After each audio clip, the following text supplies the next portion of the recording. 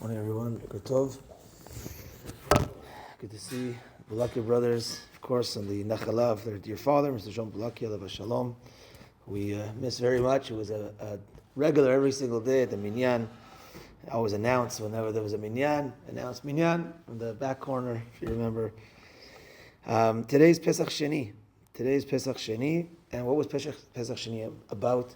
Basically, we know that the Bnei Israel, the time of Korban Pesach, you needed to be tahor, you needed to be pure in order to offer the Korban Pesach, to be a part of it.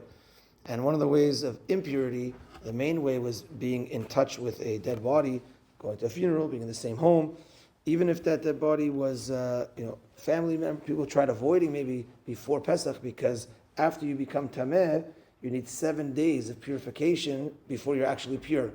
So within 7 days before, maybe people were avoiding, they wanted to be pure for a Korban Pesach, but there were some people that, they lost a parent, or they were involved in a met mitzvah, to be involved in a funeral, be at least part of the minyan and this, and therefore people became tameh, and therefore that first Pesach, it was such a build-up, the first Pesach, and the people came to Moshe, the famous words in the Torah, Lama nigara, why should we lose out?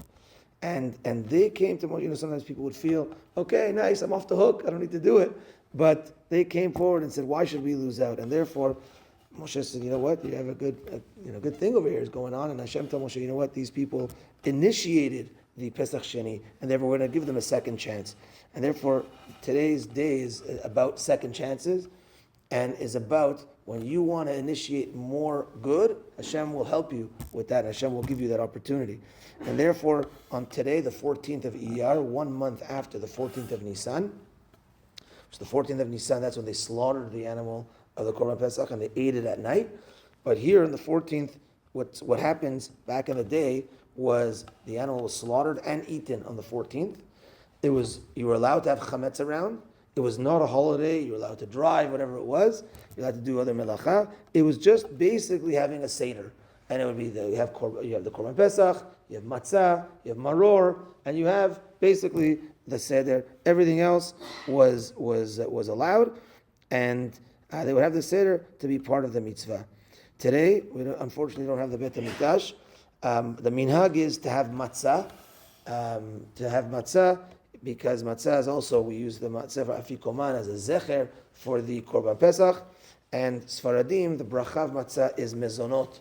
There's a debate about it, but the bracha is mezonot, except for, of course, Pesach, which is hamotzi, and the other halachot that go along with a special day like a Rosh Chodesh, or like today, Pesach Sheni, etc., is to try wearing a little bit of nicer clothes, try eating a little bit nicer foods, and God forbid someone passes and there's no eulogies, but rather more of divrei Torah as opposed to making people sad. It's a mini holiday, so therefore to try to treat it as such, to try to go with the minhag of eating matzah, and the main thing is to try to, if you feel that you had it down, whatever it was, today's the day of second chances.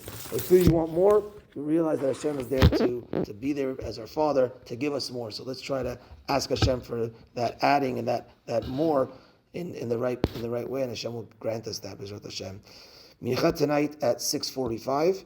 We have Gemara Shir tonight at 8:30, and please don't forget to register for the Hilula. Have a good day, everyone. Tana D'Viliyahu.